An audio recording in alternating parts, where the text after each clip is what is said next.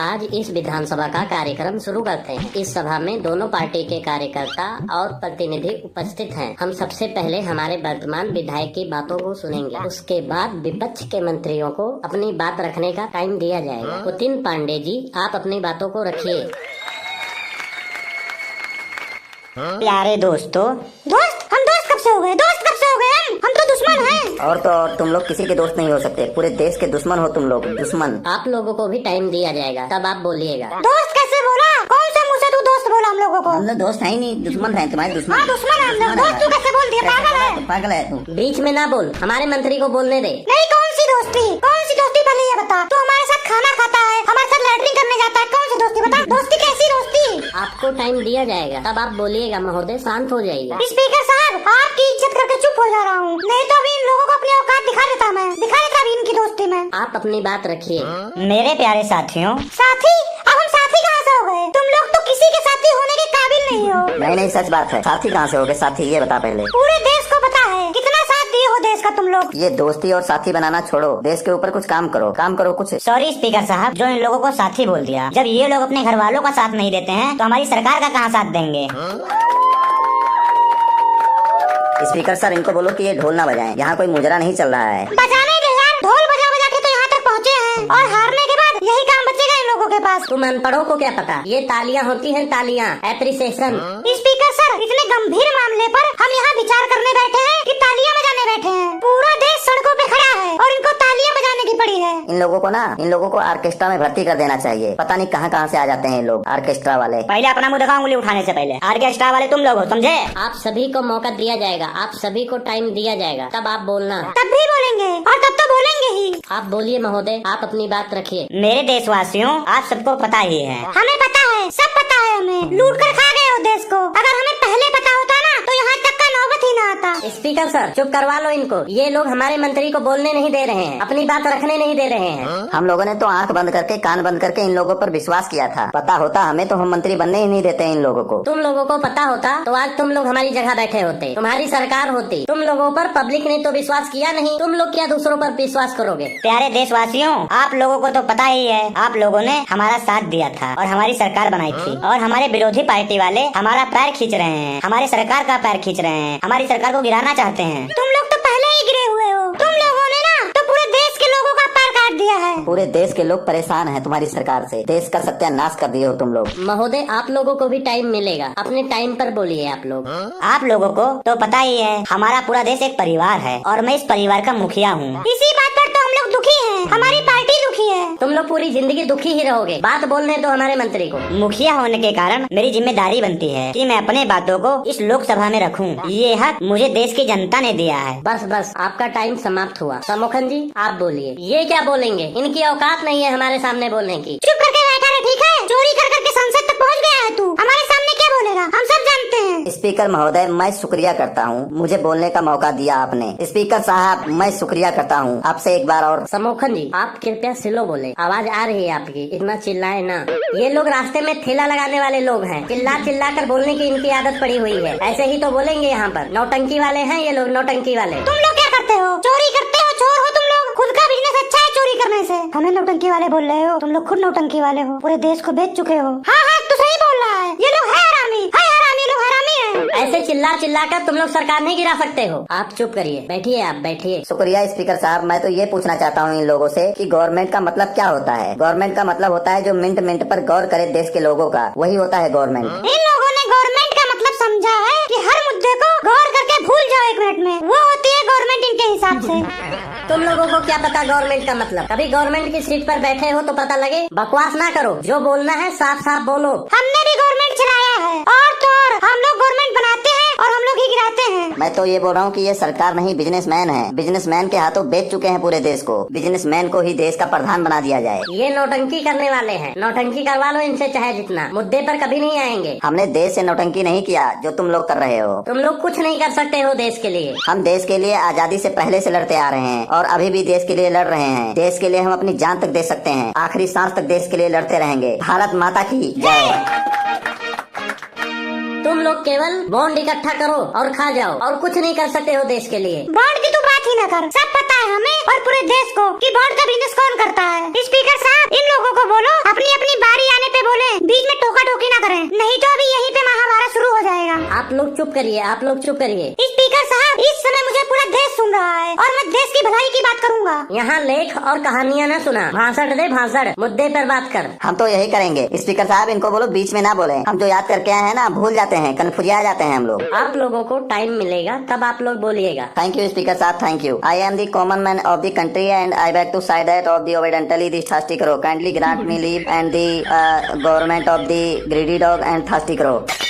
ये बकवास सुनने नहीं आए हैं हम। देश पर कुछ बोलो, देश को आगे कैसे बढ़ाएं, इस मुद्दे पर कुछ बोलो। बड़े आए हैं अंग्रेजी बोलने वाले, अंग्रेज चले गए और देश में कुछ ऐसे नमूने छोड़ गए। आज पूरा देश मुझे सुन रहा है। बहुत अच्छा मौका मिला है मुझे अपनी भड़ास निकालने का। ये लोग अपनी भड़ास निकाल चुके हैं। बिजनेसमैन के हाथों बेच दिया गया है अपना देश। इस देश को अपना खून पसीना देकर हमारे जैसे लोग अपनी जिंदगी लगाकर देश को आजाद कराए थे। आज हम फिर उसी तरह बिजनेसमैन के हाथों बिकते जा रहे हैं। और ये बोल रहे थे रोजगार मिलेगा, बिजली पैदा करेंगे हम लोग, किसानों को बिजली फ्री देंगे। पता नहीं क्या कर रहे हैं, पता नहीं क्या बोल रहे थे कि कितना टन बिजली, लाख टन ऐसे कुछ बोल रहे थे बिजली होगा। वो क्या था मोनू? बोल रहे थे कि 10 लाख किलोमीटर बिजली देंगे। अरे गंवारो, 10 लाख मेगावाट टन हमने बोला था, किलोमीटर नहीं बोला था।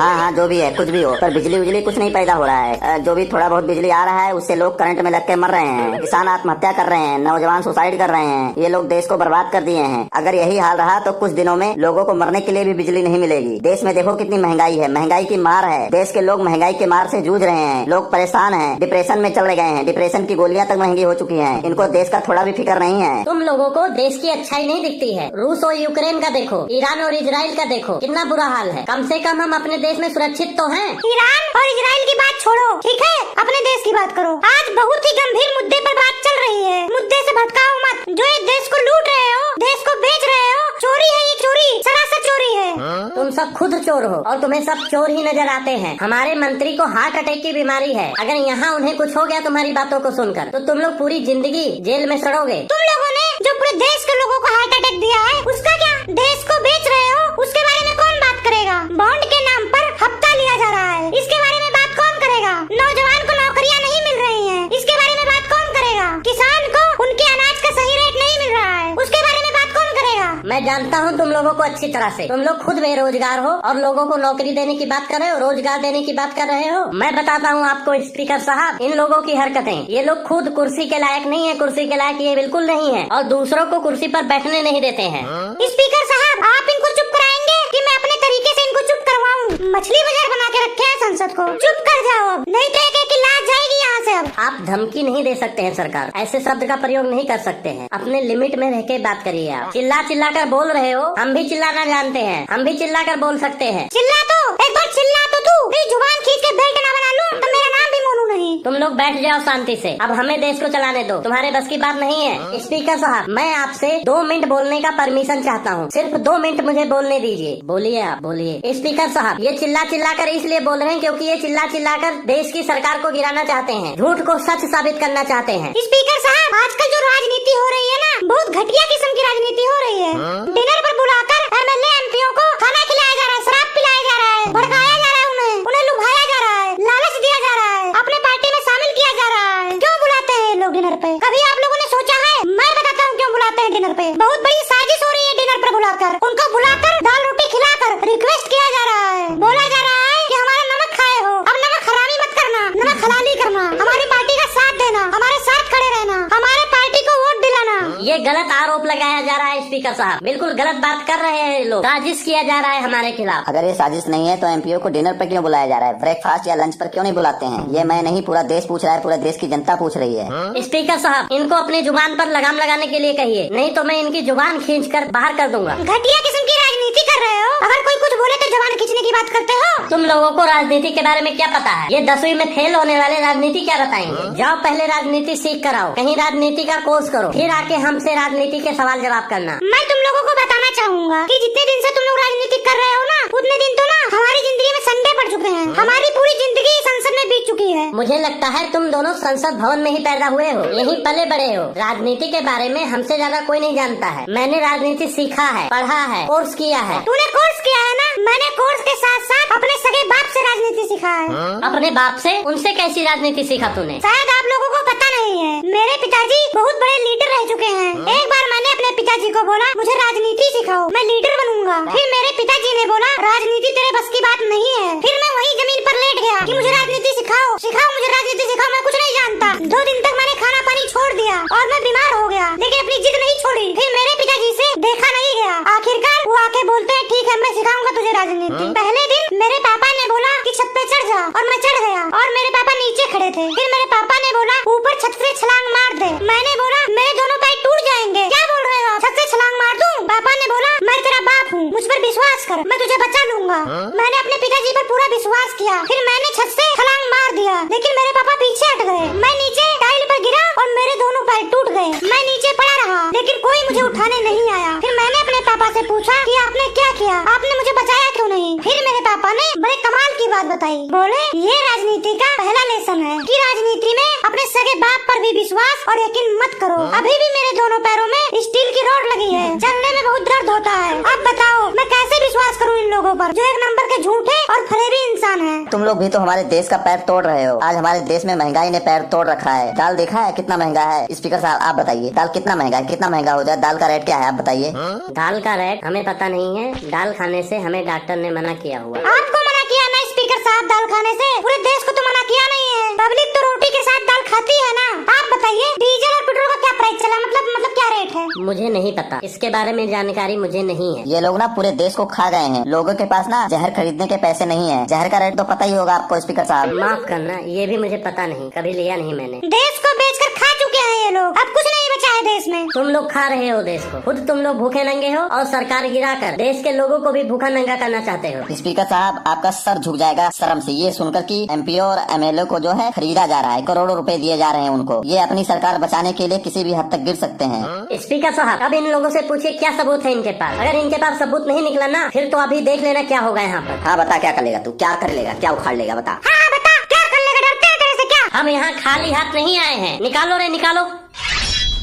हम लोग कौन सा खाली हाथ आए हैं? निकाल रहे सब लोग, तुम लोग भी निकालो। निकालो दिखा देते हैं इनको अपनी पावर। हम कमजोर इनसे थोड़ी है, निकालो। हाँ मैं भी डरता नहीं हूँ, निकालो। आज यहाँ से देखना एक ही पार्टी यहाँ से जाएगी। आए हैं 2 पार्टी पर जाएंगी, यहाँ से एक ही पार्टी। गर्दन उड़ा देंगे गर्दन। मुझे शर्म आ रही है कि मैं इस लोकसभा का स्पीकर हूँ। ये सभा अभी स्थगित की जा रही है।